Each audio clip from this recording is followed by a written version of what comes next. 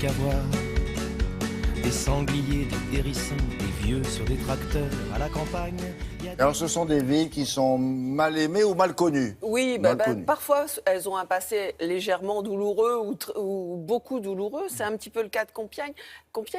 Cette ville a un passé contradictoire, puisqu'il fut signé dans la forêt de Compiègne le 11 novembre 1918 l'armistice qui mettait fin à la Grande Guerre. Sauf que rebelote, quelques années plus tard, c'était Hitler, lui, qui signait un armistice, mais dans l'autre sens, le 22 juin 1940.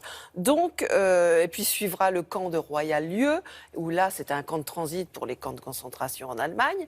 Et pourtant, l'histoire avait drôlement bien commencé. Parce que le fils de Clovis déjà venait chasser dans la forêt de Compiègne. Donc il avait construit un petit château. Après, qui s'agrandit parce que tous les souverains venaient chasser avec leur cour.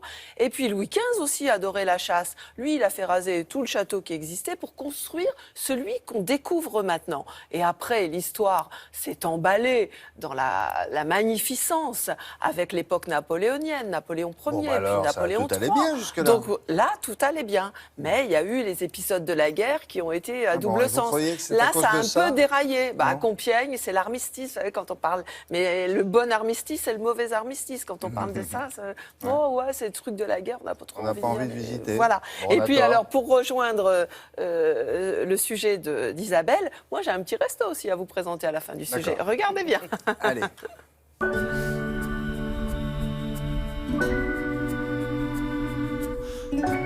C'est au carrefour du Franc-Port, dans la forêt de Compiègne, que le maréchal Foch signa le 11 novembre 1918 l'armistice qui mettait fin à la Grande Guerre. Ce wagon est donc mythique, enfin presque. Le vrai wagon, le 2419, est mort en avril 1945 près de Cravinkel, brûlé. Par contre, celui-ci, c'est le 2439, mais il se trouve que ces deux wagons ont le permis de circuler de la même date du 4 juin 1914, donc ce wagon va avoir bientôt 102 ans. L'intérieur du wagon rend l'atmosphère de 1918, bien évidemment. Le conservateur, en 1939, voyant la situation, a fait enlever tout ce qui était à l'intérieur du wagon, qui a été protégé dans les caves du château impérial à Compiègne, et donc les pièces qui sont dans le wagon sont des pièces d'origine. Le 22 juin 40, Hitler y tenait sa revanche. Mais ensuite, l'histoire fut plus douloureuse pour la France. La forêt est indissociable de Compiègne, puisqu'elle est aussi à l'origine de sa fondation par les Mérovingiens qui venaient chasser dans le coin. Une cité et un palais. Son escalier et sa salle de bal ont laissé des souvenirs aux fans de pub. J'adore! Les rois sont venus successivement jusqu'à Louis XIV. On aimait venir à Compiègne pour les chasses, évidemment. Et puis c'est Louis XV qui transforme le château tel que vous le voyez aujourd'hui. Et donc il fait tout raser et reconstruire un château neuf, moderne. Les souveraines ont rythmé l'histoire de ce château. Marie-Antoinette, princesse qui vient d'Autriche, est accueillie ici par Louis XV et son futur mari, le futur Louis XVI, à Compiègne, juste la veille de son mariage à Versailles. Et puis, Napoléon Ier renouvelle le geste en accueillant Marie-Louise, sa seconde épouse, après son terrible divorce d'avec Joséphine. Il reprend la plume à Compiègne pour elle, en lui disant « Madame, le soin de vous plaire sera la plus belle affaire de ma vie ». Le boudoir de l'impératrice a été construit justement pour l'arrivée de Marie-Louise. À l'époque, elle est considérée comme la pièce la plus à la mode du moment. Marie-Louise arrive avec des habitudes un peu familiales, en tutoyant Napoléon, ce qui choque beaucoup, en l'appelant mon nana, mon popo aussi de temps en temps.